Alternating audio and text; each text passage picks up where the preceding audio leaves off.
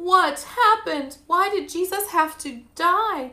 Wasn't Jesus God's forever king? The questions kept coming and coming until the next day turned into night. As Jesus' followers tried to sleep, they thought, "We will be sad forever."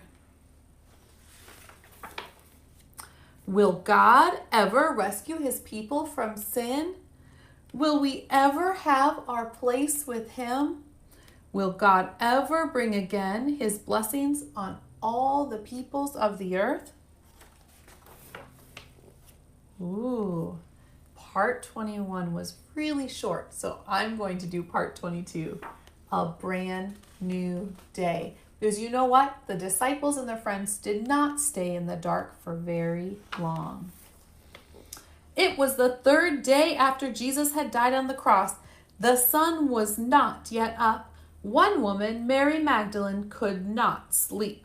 She had believed in Jesus and had hoped he was the king. She got up very early while it was still dark, and she went to the tomb where Jesus was buried. As she came close, suddenly she grew anxious and afraid. The big stone that covered the entrance was gone. Jesus' tomb was open and it was empty. She turned and she ran. She did not stop.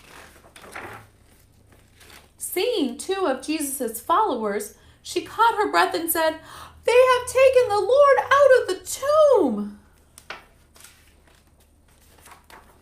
Her friends ran off. They raced to the tomb. They looked around. They went inside. But Jesus was not there. As they walked back home, they wondered what had happened. That evening, some of Jesus' followers were meeting together. They were afraid, so they had locked the doors. Suddenly, Jesus came and stood among them.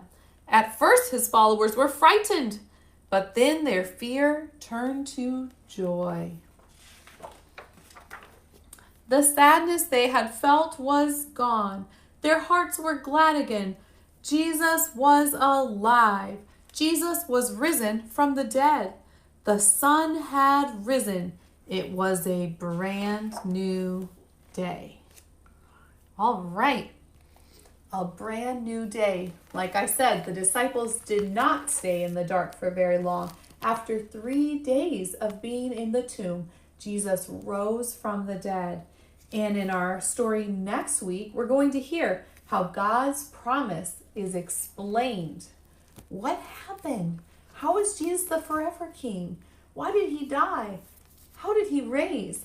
The disciples have lots of questions, and Jesus is going to explain to them a lot of it. So I hope you will join us next week. I'm excited for the next